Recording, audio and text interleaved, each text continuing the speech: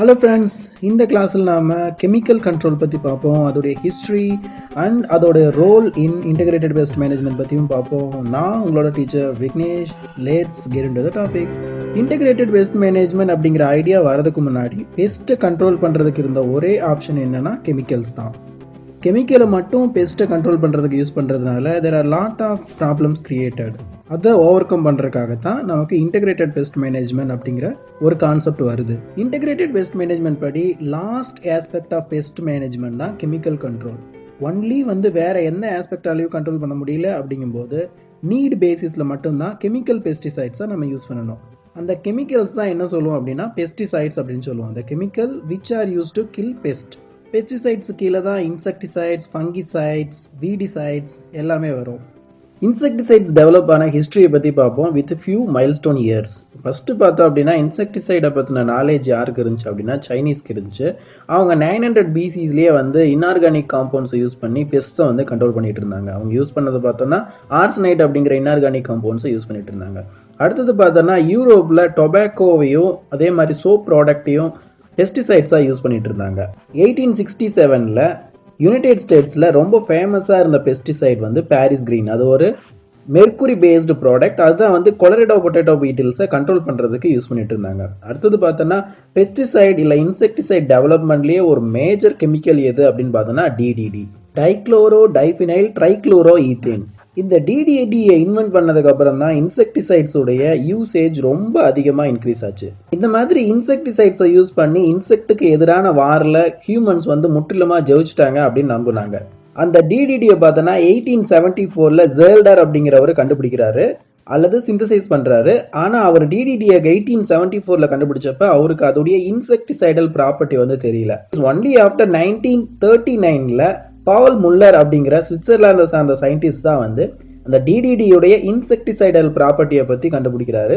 அதுக்காக தான் அவருக்கு 1948 நோபல் பிரைஸும் கொடுக்குறாங்க. இந்த டிடிடியுடைய இன்செக்டிசைடல் ப்ராப்பர்ட்டியை கண்டுபிடிச்ச இயரும் ஒன் ஆஃப் த மேஜர் மைல்ஸ்டோன்ஸ்னு சொல்லலாம். அப்புறம் பெஸ்டிசைட்ஸ் லைக் 1883 மிலாடட் போடாக்ஸ் மிக்சரை பிரான்ஸ்ல கண்டுபிடிக்கிறாரு. 1941 பிஹெச்சி அதாவது பென்சீன் ஹெக்ஸாக்ளோரைட் அப்படிங்கிற கெமிக்கலை கண்டுபிடிக்கிறாங்க. அதை பிற்காலத்தில் என்னன்னு சொல்றாங்க அப்படின்னா ஹெக்ஸாக்ளோரோ சைக்ளோஹெக்சேன் அப்படின்னு சொல்றாங்க. 1944 தான் இப்போ நம்ம பிரபலமாக யூஸ் பண்ணக்கூடிய ஆர்கனோபாஸ்பேட் இன்செக்டிசைட்ஸை டிஸ்கவர் பண்ணுறாங்க. ஃபர்ஸ்ட் ஆர்கனோபாஸ்பேட் இன்செக்டிசைட் எது அப்படின்னு பார்த்தோன்னா பேரத்தியான். இதை டிஸ்கவர் பண்ணவர் ஷ்ரெடர். அவர் ஜெர்மனியை சார்ந்தவர்.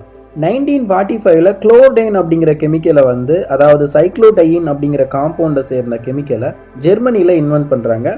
இதுவும் டிடிடியோட கெமிக்கல் குரூப்பை சேர்ந்தது தான். டிடிடி, பிஹெச்சி, அப்புறம் குளோர்டைன் அது எல்லாமே எதுக்கு கீழே வருது அப்படின்னா ஆர்கனோ குளோரின் அப்படிங்கிற இன்செக்டிசைட் குரூப் கீழே தான் வருது. நம்ம இன்செக்டிசைட்ஸ் உடைய கிளாசிபிகேஷன் பத்தி கம்மிங் கிளாஸஸ்ல டீடைல்டா பார்ப்போம்.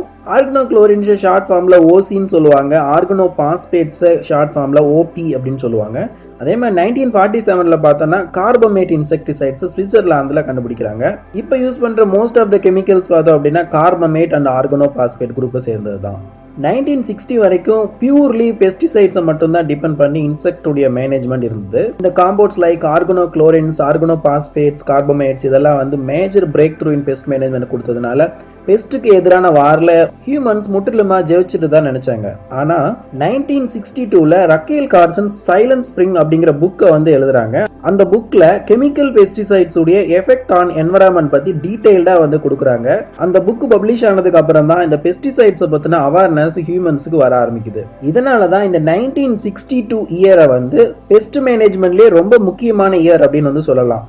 ஆர்தர் ரக்கேல் கார்சனோ த புக் சைலண்ட் ஸ்பிரிங்கோ எப்பயுமே ஒரு மைல்ஸ்டோன் ஆஃப் என்டமாலஜி தான். இந்த இயருக்கு முன்னாடி வரைக்கும் ரொம்ப பிரபலமா யூஸ் பண்ணிட்டு இருந்த ஆர்கனோ குளோரின்ஸ் லைக் டிடிடி எல்லாம் யூசேஜ் குறைய ஆரம்பிச்சது. ஹியூமன்ஸ் மோஸ்ட் சேஃபர் இன்செக்டிசைட்ஸ் நோக்கி மூவ் ஆக ஆரம்பிச்சாங்க. அப்பதான் 1967 ஜுவனைல் ஹார்மோன் மிமிக்ஸ் கண்டுபிடிக்கிறாங்க. இன் யூஎஸ் சல்மான் ஹேக் கண்டுபிடிக்கிறாங்க. ஜுவனைல் ஹார்மோன் அப்படிங்கிறது இன்செக்ட் உடைய ஒரு growth ரெகுலேட்டர். இன்செக்ட்ஸ் இம்மெச்சூர் ஸ்டேஜ்ல இருக்கும்போது அதோடைய டெவலப்மெண்ட்டுக்கு மேஜரான ரோலை காஸ் பண்ணக்கூடியதுதான் இந்த ஜுவனைல் ஹார்மோன். அதாவது லார்வாவா இருக்கிற இன்செக்ட் லார்வாவா கண்டினியூஸ் ஆகிறதுக்கு ஜுவனைல் ஹார்மோன் ரொம்ப ஹெல்ப்ஃபுல்லா இருக்கும். as long as juvenile hormone வந்து ஒரு லார்வால இருக்க வரைக்கும் அது அடுத்த ஸ்டேஜ் அதாவது பியூப்பல் ஸ்டேஜுக்கு வந்து மூவ் ஆகாது. இந்த juvenile ஹார்மோனுடைய மிமிக்ஸை கண்டுபிடிச்சதுனால இதை பெஸ்டிசைட்ஸா யூஸ் பண்ணும்போது இந்த juvenile ஹார்மோன் இன்செக்ட் மேல ஸ்ப்ரே பண்ணும்போது என்ன ஆகுது அப்படின்னா இன்செக்ட்னால அதோடைய லைஃப் ஸ்டேஜஸை கம்ப்ளீட் பண்ண முடியாது. லார்வாவா இருக்கிற இன்செக்ட் தொடர்ந்து லார்வாவே இருக்கும். அல்டிமேட்லி அதோடைய லைஃப் கம்ப்ளீட் ஆகாமலே அது டெத் ஆயிரும். 1970ஸ்ல சிந்தட்டிக் பைரெத்ராய்ட்ஸ் யூகேல டெவலப் பண்றாங்க. பைரெத்ராய்டு அப்படிங்கிறது நேச்சரா கிரைசாந்திமம் ஃபிளவர்ல இருந்து எக்ஸ்ட்ராக்ட் பண்ணக்கூடிய ஒரு கெமிக்கல் இன்செக்டிசைட்ஸ். அந்த பைரெத்ராய்ட்ஸ் உடைய அவைலபிலிட்டி ரொம்ப கம்மியா இருந்ததுனால அதுக்கு ஈக்குவலான சிந்தட்டிக் காம்பவுண்ட்ஸ் கிரியேட் பண்றாங்க. அதான் சிந்தட்டிக் பைரெத்ராய்ட்ஸ். இப்ப பிரபலமா சிந்தட்டிக் பைரெத்ராய்ட்ஸ் யூசேஜ்ல இருக்கு. ஒரு இம்பார்ட்டன்ட் ப்ராப்பர்ட்டி பார்த்தோம்னா they are effective at very low dosage. இதுக்கப்புறம் பார்த்தா அப்படின்னா சாயில் மைக்ரோப்ஸ்ல இருந்து இன்செக்டிசைட்ஸ் எக்ஸ்ட்ராக்ட் பண்ண ஆரம்பிச்சாங்க. லைக் அவர்மெக்டின்ஸ், இது வந்து சாயில் பாக்டீரியால இருந்து எக்ஸ்ட்ராக்ட் பண்ண ஒரு இன்செக்டிசைட்ஸ். அதே மாதிரி ஸ்பினோசின்ஸ், இது வந்து ஆக்டினோமைசிட்ஸ்ல இருந்து எக்ஸ்ட்ராக்ட் பண்ண ஒரு இன்செக்டிசைட். இந்த இன்செக்டிசைட்ஸும் இப்போ பரவலா வந்து யூசேஜ்ல இருக்கு. They are also effective at low dose. 1990ஸ்க்கு அப்புறம் தான் வந்து நியூவர் குரூப் ஆஃப் இன்செக்டிசைட்ஸ் வந்து டெவலப் பண்ண ஆரம்பிக்கிறாங்க. Like organochlorine, organophosphate, carbamates, pyrethroids இதெல்லாம் இல்லாம நியூவான மோட் ஆஃப் ஆக்ஷன்ல நியூவர் குரூப் ஆஃப் இன்செக்டிசைட்ஸ் வந்து வர ஆரம்பிக்குது. அதான் என்ன சொல்றோம் அப்படின்னா நியோனிகோட்டினாய்ட்ஸ் அப்படின்னு சொல்றோம். இப்போ நம்ம பரவலா யூஸ் பண்ணக்கூடிய இமிடாக்ளோபிரிட் வந்து இந்த கெமிக்கல் குரூப்பை சேர்ந்தது தான். இந்த நியோனிகோட்டினாய்ட்ஸ் உடைய மோட் ஆஃப் ஆக்ஷன் வந்து நிக்கோட்டினோடைய மோட் ஆஃப் ஆக்ஷனோட சிமிலரா இருக்கும். அதாவது டொபாக்கோ ப்ராடக்ட்.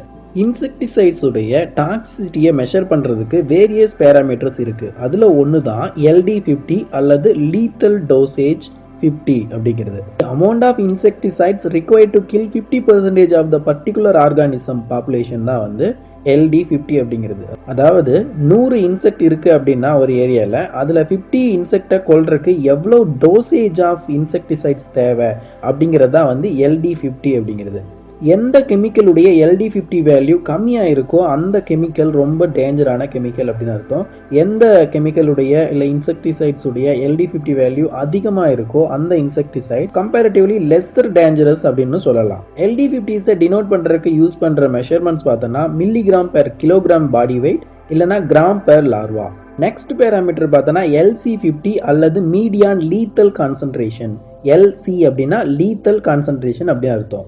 LD50 வேல்யூஸ் மாதிரியே தான் LC50ஸும் 50% ஆஃப் த பாப்புலேஷனை கில் பண்றதுக்கு தேவையான கான்சன்ட்ரேஷன் தான் LC50.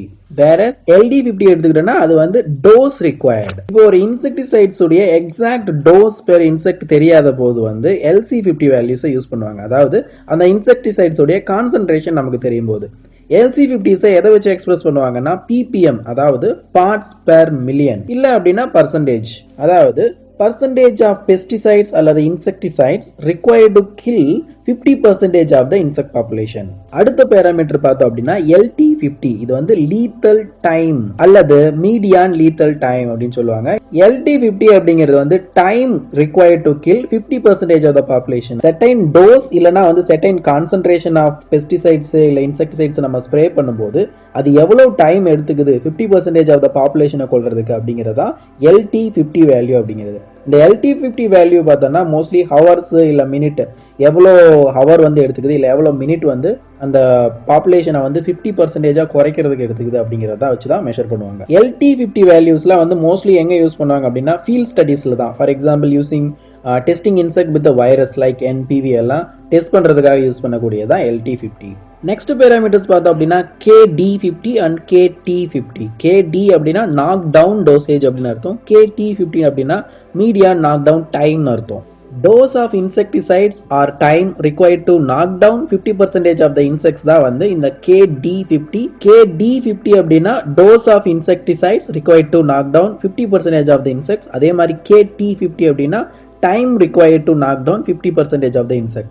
சிந்தட்டிக் பைரெத்ராய்ட்ஸை எவல்யூஷன் பண்றதுக்காக தான் வந்து இந்த KD50 அண்ட் KT50 வந்து மெயினா யூஸ் பண்ணுவாங்க. ஏன்னா அந்த 50% ஆஃப் த பாப்புலேஷனை கீழே நாக் டவுன் பண்றதுக்காக எவ்வளவு கெமிக்கல் தேவைப்படுது அப்படிங்கிறத வச்சு தான் இந்த KD50 வந்து டிசைட் பண்றோம். நெக்ஸ்ட் பேராமீட்டர் பார்த்தோம்னா ED50 இல்லைன்னா எஃபெக்டிவ் டோஸ். அடுத்தது EC50, இது வந்து எஃபெக்டிவ் கான்சன்ட்ரேஷன். எஸ்பெஷலா பார்த்தோம் அப்படின்னா these terms are used to express the effectiveness of insect growth regulators. ஒரு இன்செக்ட் growth ரெகுலேட்டர் யூஸ் பண்ணும்போது நம்ம எக்ஸ்பெக்ட் பண்ற சிம்டத்தை ப்ரொடியூஸ் பண்றதுக்கு எஃபெக்டிவான டோஸ் எவ்வளோ, அதே மாதிரி எஃபெக்டிவான கான்சன்ட்ரேஷன் எவ்வளோ அப்படிங்கிறதா வந்து இந்த ED50. ஃபார் எக்ஸாம்பிள் ஒரு ஜுவனைல் ஹார்மோன் மிமிக் வந்து ஸ்ப்ரே பண்றோம் அப்படின்னா அந்த ஜுவனைல் ஹார்மோனுடைய எஃபெக்டிவான டோஸ் இல்ல கான்சன்ட்ரேஷன் வந்து எவ்வளோ, நமக்கு தேவையான டிசைடு சிம்டம் என்ன, இன்செக்ட் வந்து அதோடைய லார்வல் ஸ்டேஜை கம்ப்ளீட் பண்ணக்கூடாது, ஜுவனைல் ஸ்டேஜ்லயே சேர்த்துடணும். அந்த எஃபெக்டிவ் சிம்டத்தை ப்ரொடியூஸ் பண்றதுக்கான effective dose and effective concentration எது அப்படிங்கிறத மெஷர் பண்றது தான் இந்த ED50 அண்ட் EC50. மம்மல்ஸ் மேல இந்த பெஸ்டிசைட் அல்லது இன்செக்டிசைட்ஸ் உடைய டாக்ஸிசிட்டியை வந்து வேரியஸ் டேர்ம்ஸை வச்சு வந்து டினோட் பண்ணலாம். ஃபர்ஸ்ட் ஒன் பார்த்தோம்னா அக்யூட் டாக்ஸிசிட்டி. அந்த toxic effect produced by a single dose of toxic. அந்த டாக்ஸிக் கெமிக்கலுடைய சிங்கிள் டோசேஜ் வந்து அந்த மம்மல் மேல படும்போது எவ்வளவு டாக்ஸிட்டி ப்ரொடியூஸ் ஆகுதோ அதுதான் அக்யூட் டாக்ஸிட்டி. அடுத்தது பார்த்தோம்னா chronic toxicity. The toxicity effects produced by the accumulation of small amounts of toxicant over a long period of time. இது வந்து ஒரு அக்குமுலேஷன் தான், டைரக்டா அக்யூட் டாக்ஸிட்டி மாதிரி இல்லாம அந்த ஸ்மால் அமௌண்ட் ஆஃப் டாக்ஸிட்டி தொடர்ந்து அந்த மம்மல் வந்து எக்ஸ்போஸ் ஆகிட்டே இருக்கும்போது அந்த அக்குமுலேட்டட் எஃபெக்ட் எவ்வளோ அப்படிங்கிறதா வந்து குரோனிக் டாக்ஸிட்டி. நெக்ஸ்ட் ஒன் பார்த்தா அப்படின்னா ஓரல் டாக்ஸிசிட்டி. இந்த அக்யூட் டாக்ஸிட்டியும் குரோனிக் டாக்ஸிட்டியும் பார்த்தோன்னா வந்து டைரக்டா ஓரலா கன்சியூம் பண்றது கிடையாது, மேபி பை த டெர்மல் இல்ல வந்து எக்ஸ்டர்னல் அப்ளிகேஷனா இருக்கலாம். அதே ஓரல் டாக்ஸிட்டி அப்படின்னு பார்த்தோம் அப்படின்னா toxic effect produced by consumption of pesticides orally. பெஸ்டிசைட்ஸ்லாம் வந்து ஃபுட்ல இருக்கும்போது ஓரல் டாக்ஸிசிட்டி வந்து எவ்வளோ இருக்கும் அப்படிங்கிறத மெஷர் பண்றது தான் இது. நெக்ஸ்ட் ஒன் பார்த்தோம் அப்படின்னா dermal toxicity. Toxic effect produced when the insecticides enter through skin வழியா என்டர் ஆகும்போது எவ்வளோ டாக்ஸிட்டி ப்ரொடியூஸ் ஆகுது அப்படிங்கிறது. Next one inhalation toxicity. Toxicity produced by poisonous fumes of insecticides இல்ல வந்து எனி டாக்ஸிக் பெஸ்டிசைட்ஸ். நெக்ஸ்ட் ஒரு ஐடியல் குவாலிட்டி என்ன இருக்கணும் அப்படின்னா ஒரு இன்செக்டிசைட்ஸ்க்கு என்னென்ன ஐடியல் குவாலிட்டிலாம் இருக்கும் அப்படிங்கிறத பார்ப்போம். ஃபர்ஸ்ட் ஒன் பார்த்தோம் அப்படின்னா டார்கெட் இன்செக்டை எஃபெக்டிவாகவும் குயிக்காகவும் கில் பண்ணணும். நெக்ஸ்ட் பார்த்தோம் அப்படின்னா அதர் நான் டார்கெட்டட் ஆர்கானிசம்ஸ் லைக் நேச்சுரல் எனிமீஸா இருக்கலாம், honeybees, soil micro organisms and fishes and mammals, இதுக்கெல்லாம் வந்து லெஸ் டாக்ஸிக்கா இருக்கணும். அதே மாதிரி லெஸ் டாக்ஸிக் இப்போ வந்து ஹியூமன் வந்து ஒரு ஆக்சிடென்ட்டா வந்து அதை கன்சியூம் பண்ணாலும் அவங்களுக்கும் லெஸ் டாக்ஸிக்கா இருக்கக்கூடியதா இருக்கணும். குயிக்லி டீக்ரேடபிள் இன் என்வரான்மெண்ட்டுக்கு எந்த ஒரு ரெசிடியூஸையும் அதிகமாக வந்து கொடுக்கக்கூடாது. அதே மாதிரி லெஸ் ரிசர்ஜன்ஸ். ஒரு பெஸ்டிசைடை வந்து யூஸ் பண்ணும்போது அந்த இன்செக்டுடைய பாப்புலேஷன் ஆஃப்டர் சர்டைன் லெவலுக்கு மேலே இன்க்ரீஸ் ஆகக்கூடாது. எக்ஸாம்பிள்லாம் பார்த்தோம் அப்படின்னா குளோரிபரிபாஸ்லாம் ஸ்ப்ரே பண்ணும்போது resurgence of brown plant hopper and rice வந்து ஹேப்பன்ஸ். ஆஃப்டர் சர்டைன் லெவல் வந்து பிரவுன் பிளான் ஹோப்பருடைய பாப்புலேஷன் இன்க்ரீஸ் ஆகும். நெக்ஸ்ட் ஒன் பார்த்தோம் அப்படின்னா செகண்டரி பெஸ்ட் அவுட் பிரேக்கை காஸ் பண்ணக்கூடாது. ஒரு பிரைமரி பெஸ்ட் இருக்குன்னா அதுக்காக நாம வந்து ஒரு பெஸ்டிசைடை வந்து ஸ்ப்ரே பண்ணும்போது அது செகண்டரி பெஸ்டுடைய நேச்சுரல் எனிமீஸை கில் பண்ணி அதோடைய அவுட் பிரேக் வந்து ஆகக்கூடாது. அந்த பெஸ்டிசைட் வந்து mostly complex mode of action இருந்துச்சுன்னா, ஒரே ஒரு மோட் ஆஃப் ஆக்ஷன் இல்லாம அந்த இன்செக்டை வந்து கில் பண்றதுக்கு வேரியஸ் மோட் ஆஃப் ஆக்ஷனை வந்து யூஸ் பண்ணிச்சு அப்படின்னா, for example azadirachtin from neem எல்லாம் பார்த்தோம் அப்படின்னா it is having the complex action. It is having repellent activity இருக்கு, அதே மாதிரி growth ரெகுலேட்டரி ஆக்டிவிட்டி இருக்கு. இந்த மாதிரி various kind of complex mode of action இருக்கும்போது அந்த இன்செக்டிசைட்ஸ்க்கான ரெசிஸ்டன்ட் கிரியேட் ஆகிறது வந்து ரொம்ப ஸ்லோவா இருக்கும். நெக்ஸ்ட் ஒன் பார்த்தா அப்படின்னா ஸ்டோரேஜ் பர்பஸ்ல பார்க்கும்போது அந்த பெஸ்டிசைட் இல்ல இன்செக்டிசைட் வந்து லாங் ஸ்டோரேஜ் லைஃப் இருக்கணும். இன்செக்டிசைட் பார்த்தோம் அப்படின்னா இந்த ஃபார்மர்ஸ் பாயிண்ட் ஆஃப் வியூல அது பிராட் ஸ்பெக்ட்ரமா இருக்கும்போது ஈஸியா ரீச் ஆகும். அதே மாதிரி most important thing cost benefit ratio, high cost benefit ratio இருக்கணும் and safe to use.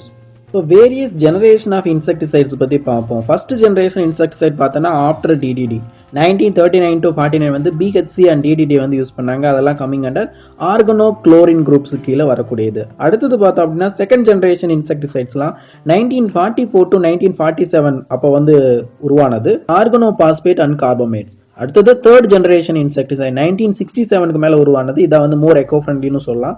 Hormonal insecticides and juvenile hormone mimic இல்ல insect growth regulator based insecticides. அடுத்தது ஃபோர்த் ஜெனரேஷன் இன்செக்டிசைட் பார்த்தோம்னா 1970ஸ்ல ஸ்டார்ட் ஆனது சிந்தட்டிக் பைரெத்ராய்ட்ஸ். இதெல்லாம் தான் வந்து various generations of insecticides. Okay, let us move on to the question part.